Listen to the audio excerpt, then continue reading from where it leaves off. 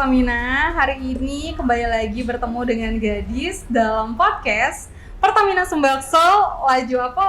Nah, Sobat Pertamina, seperti biasa kalau ada podcast nih ya, pastinya kita bakal ngobrol-ngobrol bareng dan topiknya juga pasti akan sangat seru dan menarik. Seperti biasa kita juga sudah mengundang bintang tamu kita yang pastinya kece abis. Dan hari ini kita sudah kedatangan bintang tamu yang spesial, yaitu Mas Adrian dari Innova Community Chapter Palembang. Halo Mas Adrian. Yes, halo, selamat sore Mbak Yati. Mas Adrian, gimana kabarnya? Kabar baik. Alhamdulillah kabar baik. Sobat-sobat Pertamina, kabar baik semua. Apa kabar? Sehat selalu. Oke, Mas Adrian udah siap nih untuk podcast bareng Gadis? Oke. Jadi Mas Adrian, kita nih punya tagline. Oke. Jadi tagline-nya itu adalah Laju Apa. Laju Apa. Gitu. Makanya Gadis pasti bakal nanya, udah siap? Laju Apa. Mas Adrian, tadi kan aku udah ngasih tahu nih ya kalau kita hari ini bakal kedatangan Mas Adrian dari Innova Community Chapter Palembang. Boleh dijelaskan nih Mas, apa sih Innova Community Chapter Palembang itu dan sejak kapan berdirinya gitu? Ya, Innova Community itu suatu komunitas perkumpulan pencinta Innova ya, penghobi mobil Innova. Kita nih tersebar hampir di seluruh provinsi, rata-rata di kabupaten ada, dan kita berdiri itu Innova Community sejak 2006. Sejak 2006? Yes, 2006, dan untuk Innova Community Chapter Palembang itu sejak 2017. 2017. Tapi sebelum kita berdeklarasi 2017 itu kita sudah sering ngumpul juga. Tapi baru kita declare setelah kita mencapai suatu jumlah tertentu untuk membernya, baru kita declare. Oke. Dan pertama kali terbentuk tuh di mana Mas? Di kota mana? Di Palembang? Kan? Oh enggak, pertama di Jakarta tentu. Pertama kali di Jakarta. Ya, di Jakarta. Kita sama-sama saling nggak kenal, tapi sama-sama kita punya Innova. Oh, gitu. Iya. Kamu siapa? Akhirnya seminggu berikutnya aku mau ketemu dia lagi. Ya udah, kenapa kita nggak hobi bareng kan gitu. Padahal dulu ya zaman 2006 itu tidak ada WA kayak sekarang ya. Benar. Nah, jadi kita komunikasi ya by phone langsung, SMS, mailing list, Gmail ya. Jadi kita komunikasinya di situ. Segala cara komunikasi di situ, betul. Jadi dari situ ya kita banyak bertanya, banyak pengetahuan. Akhirnya, kenapa kalau gini kita nggak diriin suatu komunitas aja? Gitu. Akhirnya udah kita diriin, legalnya ada, semuanya ada. Dan dari situ berkembang. Chapter ini muncul, dan ya udah akhirnya banyak yang nyebar gitu. Oke. Nah, seperti tadi yang diceritakan itu kan banyak ya penyebarnya seluruh Indonesia. Kalau boleh tahu Mas, untuk anggotanya sendiri nih, baik di Palembang ataupun seluruh Indonesia itu ada berapa sih Mas jumlahnya? Kalau seluruh Indonesia dia terdata 6.200-an. Wow. Ya, seluruh Indonesia. Oke. 6.200-an. Kalau untuk Palembang sendiri dia chapter Sumsel itu 480-an. Oh, 480. Ya. Itu Sumsel seluruh. Dan kalau Palembang Kota 210. Oke. Ya. Ternyata Rame banget. Dan itu peminatnya gimana Mas? Ada batas dari umur berapa sampai umur berapa yang ikut dalam? Nggak ada batasan sih selama dia punya Innova dan dia punya surat izin mengemudi tentu. Tentunya ya. Dan Mas, apa aja sih kegiatan yang biasanya dilakukan sama komunitas ini?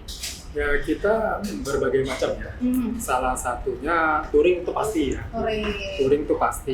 Di sela-sela touring kita ada touring ke Sumatera sendiri, touring ke Jawa juga. Nah, itu udah agenda tahunan yang ya is a must lah, itu wajib gitu loh. Memang kita lakukan.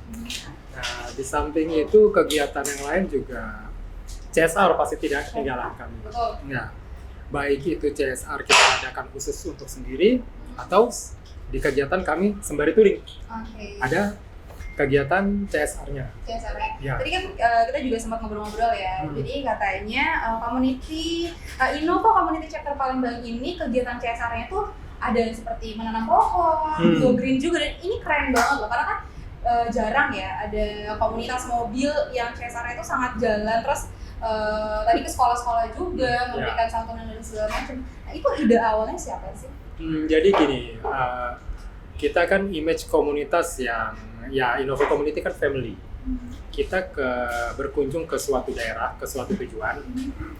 Apa yang ada di tujuan tersebut, apa yang diperlukan, dan lagi ada apa di sana, gitu loh. Jadi ya kita combine. CSR itu ya salah satunya menanam pohon di daerah-daerah tertentu, atau di daerah itu misalnya ada danau, kita tebar benih ikan di sana, ya. Atau daerah itu ada pantai, kita tanam bakau, macam-macam sih Mbak. Jadi memang kegiatannya itu sangat positif ya. Ada suatu sekolah yang memang butuh itu, kita sumbang buku, kita sumbang peralatan komputer pernah, gitu. Jadi ya tergantung situasional di daerah tujuan dan tempat kita touring itu apa. Dan pasti kita komunikasikan dulu ke member yang tinggal di sana. Mas, ini ngobrol-ngobrol tentang touring. Touring paling jauh nih yang pernah dilakukan oleh Innova Community Chapter Palembang sendiri kemana sih Mas? Touring paling jauh ya sebenarnya. Jadi kalau touring rame-rame, itu kalau di Sumatera tuh ke Pekanbaru. Padang. Pekanbaru Padang. Itu kita sudah 2 kali touring ke sana. Kalau Lampung ya udah pasti lah. Lampung udah pasti ya, tetangga ya. Nggak perlu touring juga, udah pasti lewat gitu kan. Kalau Jawa hampir rata-rata Jawa ya. Terakhir nanti kita pertengahan Oktober kita ada planning ke Batu Malang, Surabaya, Bromo. Wah, seru banget. Boleh dong Mas, ikut dong. Ikut dong, emang wajib. Tolong. Bener ya, nanti aku diajak ya. Oh iya dong. Bener. Masih ada kok kuotanya. Sip. Oh ya Mas, berarti nih yang paling jauhnya mana nih? Kalau misalnya diukur dari Jawa sih ya. Ya, Jawa lah. Berarti kemana tuh Mas kalau Jawa paling jauh? Jawa, Surabaya. Oke. Nah, ini kan kalau touring itu kan jaraknya jauh. Berarti kan persiapannya juga banyak ya. Gak cuma hanya mobil tapi BBM-nya juga perlu dipersiapkan. Pasti itu. Teman-teman ini biasanya pakai BBM apa sih Mas? Jenis apa pada saat lagi touring? Jadi gini ya mengenai BBM. Kita ini kan Innova Community ini ada 2 mesin ya. Satu mesin bensin VVT-i, satu mesin diesel di Common Rail. Innova itu high kompresi.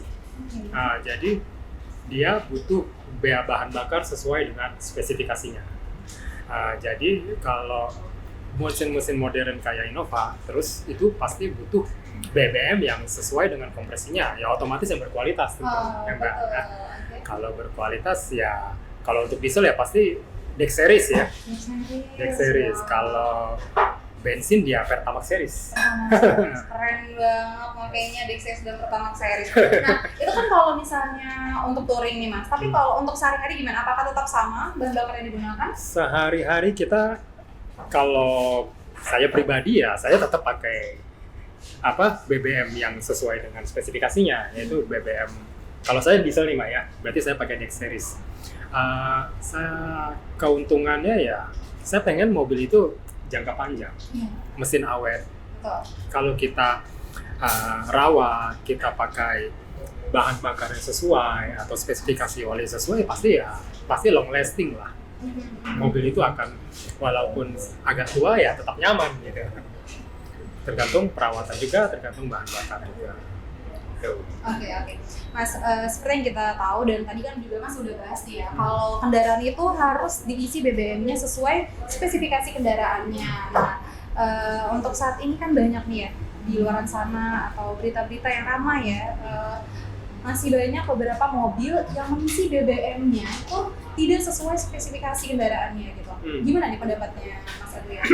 Ya kalau high compression ya kayak Innova bensin itu untuk real octane number-nya yang diperlukan itu 92. Betul. Itu berarti equal Pertamax Series ya. Kalau di bawah itu yang Pertalite octane number-nya 90. Nah pasti tidak sesuai dong. Kalau bahan bakar tidak sesuai itu pasti otomatis pembakarannya tidak sempurna. Betul. Tenaga tidak optimal. Dan efek yang ditimbulkan ya jangka panjangnya mungkin lebih boros, umur mesin tidak panjang, akan bedanya jauh deh, gitu loh. Jadi memang ada efeknya ya. Pasti. Jadi memang disarankan juga untuk teman-teman makanya BBM-nya ya berkualitas yang sesuai spesifikasi kendaraan. Betul. Oke, baik Mas.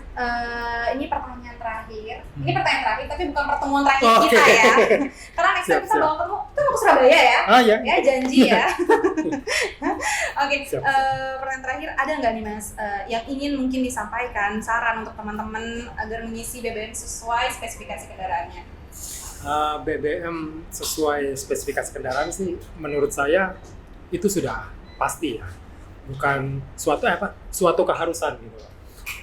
Mobil dirancang oleh pabrikasi sudah sesuai, harus requirement-nya harus dengan ini, tentu dengan BBM yang sesuai spesifikasi pabrik, dan otomatis ya itu sudah dirancang untuk jangka panjang, perawatan mesin tidak rusak gitu.